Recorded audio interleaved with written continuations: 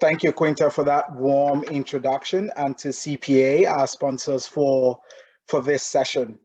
I'm really excited about this conference and just want to share a couple tips that I believe will help every one of us. These tips are helping me navigate this world that is increasingly becoming very uncertain, very volatile, and that's not going to change. The only thing we can be certain of now is uncertainty. So how do we manage? How do we become better leaders? What are some of those leadership traits that will help us continue to thrive in this volatile, ambiguous, uncertain world? I hope some of these resonate with you today. They certainly have with me, and they continue to. So, number one leadership trait in an uncertain world I would love to share. Number one is lead with vision. And my inspiration for this particular tip comes from Stephen Covey's 7 Habits of Highly Effective People, where habit 2 suggests to start with the end in mind. In today's world, there is a lot of chaos. COVID, geopolitical tension, there is inflation, there are people concerned about job security, and a whole host of concerns. Now, what all these concerns do is they sap our energy, they need our attention. What should you and I be focusing on? If we have a true north, a compass, a vision, a clear state of where we want to be in the future and how we want to get there, that gives us an anchor, a base, a centeredness to help us to navigate. Think about vision like a compass. If you don't have a compass and you're sailing in rough seas, you might be headed in a different direction from where you actually intended. So, friends, very critical to sharpen your vision. What's your vision? One of my friends, she made it very succinct and very crisp. She wants to be a bilingual executive in a Canadian bank, leading teams and helping create cultures of inclusion. That is a North Star she can coalesce around. And one of the most important reasons why vision is critical is when you have a clear vision, you're able better to attract the type of help you need to execute your vision. Vision also speaks to the issue of alignment. Nobody has 26 hours in a day. When there is a clear vision, your ability to allocate your time, your energy, and to build the right values that help you get to your vision is absolutely critical. So number one thing, friends, lead with a clear vision. The second thing I want to share, and I'm really excited about this point, is leading with trust. When pre-COVID, everyone had the opportunity to chat with executives, with managers in the elevator, in the stairwell. You built rapport and trust with coffees, with projects, and it was easier for people to get a sense of who you are in the workplace. With COVID, that has changed. And I dare say some of the changes that have happened as a result of COVID are not temporary. Some of these, including remote work, hybrid work, offsite work, they're here to stay. That's just the reality. So how do you build a connection? How do you build trust? Before I talk about how, I just want to remind folks how crucial building trust is. Remember the world we lived in before 9/11, where you could go to the airport to catch a flight maybe half an hour before your flight? Well, because of the unfortunate events of 9/11, nobody can afford to go to the airport 30 minutes before your flight. You have to get to the airport a few hours, in some cases 3 hours before your flight. Now, because of that unfortunate incident, trust has gone down and the cost of flying has gone up. Think about it in the context of a family where there is no trust, the cost of being in those relationships becomes higher. Think about it in the context of the global financial crisis. After the crisis, because there was little trust in the financial system, the cost of borrowing went astronomically higher. So the absence of trust is a big drag on the productive capacity of any society, any organizations, and for any individual. There are many ways to build trust, and one of the most simple ways to build trust is to be that individual, that man, that woman, who consistently is able to see the big picture, whether it's at work, whether it's in the family, whether it's with different stakeholders. What do I mean?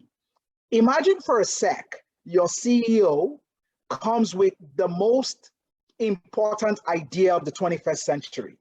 This idea is going to solve big problems for humanity. This idea is going to help the company grow, and everyone will get richer. They will get happier. They will get more fulfilled as a result of this brilliant idea. Now, everyone's excited. Everyone is ready to go. Imagine one manager on your team has a question. And the question from that manager is, does this mean I will lose my corner office? Because for you to execute on this idea, the whole office has to move a few blocks down the street. Obviously, when you move to a new building, a lot of rearrangement, a lot of uncertainty creeps in. Imagine in that moment where everyone is excited about the future, the only thing this manager could think of is ask the question, well, does this mean I lose my corner office? Imagine for a sec how deflated the atmosphere literally goes from one of excitement to one of deflation. That manager loses trust because they couldn't do one thing. They couldn't align themselves to something greater than themselves. And that's one of the fastest ways to lose trust. Not being a team player, not understanding the big picture, being territorial, being small-minded. Those are some of the ways to easily lose trust in this world that is consistently going hybrid. Every interaction you have with a colleague, with an investor, with someone in your family, any stakeholder is an opportunity to either build trust or erode trust. So friends, take trust very, very seriously. By building trust, you reduce the cost of frictions and you make it easy for people to galvanize and support your dreams and help you get to your visions and help you become a person of greater impact. The third thing I want to share right now is we've talked about leading with vision. We've talked about leading with trust. The third thing I want to talk about is leading with curiosity. Curiosity is absolutely critical.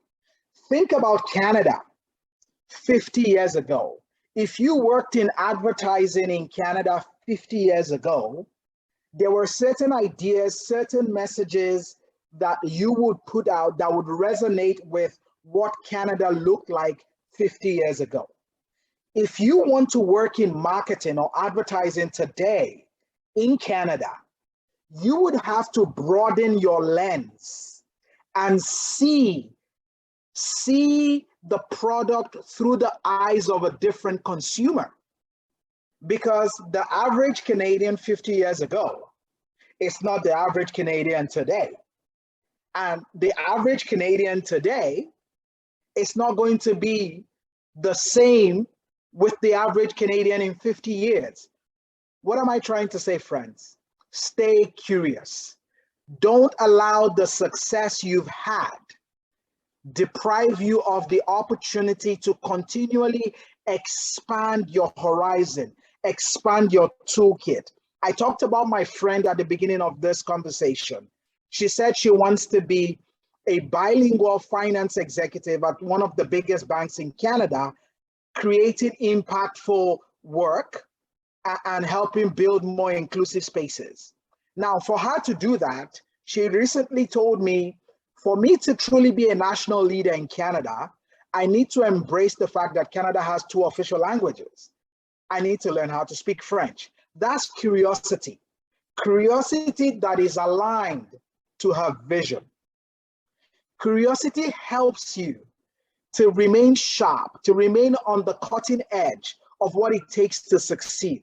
Because like I said, your stakeholders are getting more complex, your stakeholders are getting more diverse. So I encourage everyone today listening, seek out diverse perspectives, because your audience, your stakeholders are becoming more diverse. They are becoming more diverse in their expressions of gender. They are becoming more diverse in their expressions of faith.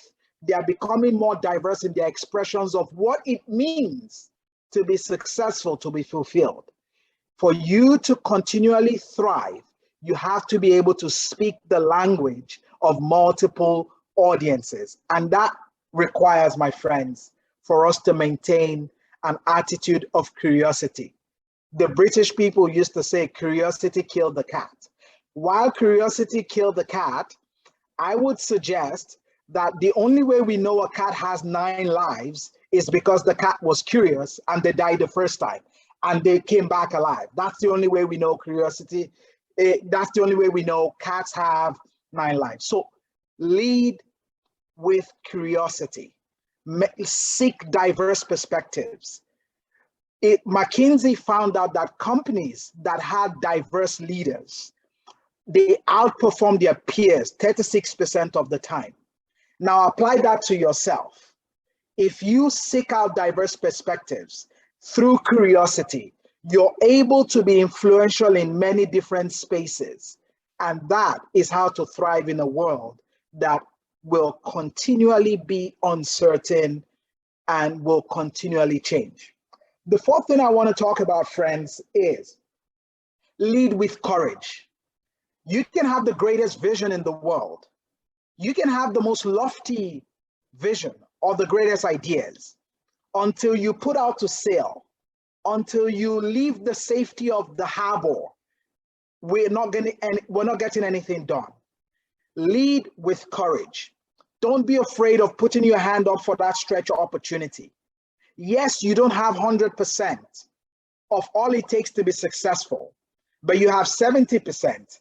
And if you lead with curiosity, you're going to find the tools. And if you lead with trust, you will find the people who would support you to close those gaps and help you be successful in the endeavor you so choose. Courage is critical. The last 2 years through COVID has shown us that sometimes it's not about the smartest person in the room. It's about the most resilient person in the room. Courage builds resilience because courage helps us develop our resilience muscles. Our resilience muscles help us to stay in the game when things get really tough. If we do not practice courage, and courage takes many forms. It might be having a tough conversation with a coworker who is regularly dismissive or doesn't do a good enough job to create an inclusive environment. Courage might mean helping that coworker to see how their impact is taken away from the team. Courage might mean relocating to a different country. Many people here today relocated from different countries to Canada. That was courage. So courage is in your DNA already. Don't settle, keep pushing. With courage, you will find opportunities you never know existed, as long as you're ready to leave your comfort zone. And if you're a person of trust, you will find the journey of courage becomes easier. Lastly, friends, I want to talk about leading with empathy. So we've talked about leading with vision. We've talked about leading with trust. We've talked about leading with curiosity. We've talked about leading with courage. Finally, friends, I want to talk about leading with empathy. empathy for yourself and empathy for others around you. The world is not perfect. Despite our best intentions, we will fall short sometimes. I want you to give yourself the opportunity, the gift to try again. Very few things work out as planned. Those who achieve any type of success, enduring success, they were able to give themselves the opportunity to try again. When we are not empathetic with ourselves, we talk ourselves out of opportunities. We talk ourselves out of opportunities that just required just one more push. I put my hand up for that promotion, I didn't get it. So that's the end. When we lead with empathy on ourselves first, we begin to prioritize self-care. That means making sure that we are well rested. I like to say to people, we do our best work from a place of rest, from a place of feeling rejuvenated, because life, it will throw curveballs at everybody. Everyone will experience some type of curveball in life at some point in time or the other. Being able to step back and try and give ourselves the breathing room to recover from life setback, from things, from mistakes, is a gift that we ought to give ourselves. And if we're going to be effective, if we're going to thrive, we need to give others that gift as well. I remember a colleague of mine who is a great mentor. She helped another colleague after a big project failure. She walked up to him, looked him in the eye and said, "You are not the outcome of this project. The project outcome is less than desired, but you are different. Separating ourselves from failure gives us the breath, the room to breathe and to find energy to get back in the game." So friends, I am excited for what the future holds, despite the fact that we can count on uncertainty in this world. But even with uncertainty, I believe leading with vision, leading with trust, leading with curiosity, leading with courage, leading with empathy for self and for others will help us navigate this volatile world, and we will end up at our destinations. And I am very certain, I am absolutely certain that the consistent practice of these principles, they have helped many people. They are helping me currently in my leadership journey, and I believe they will strongly help every one of us as we continue on our path towards our Canadian dream. Thank you very much. It's been an absolute pleasure being with you this afternoon, and I look forward to taking questions. And yes, thank you very much. And I'm open for questions.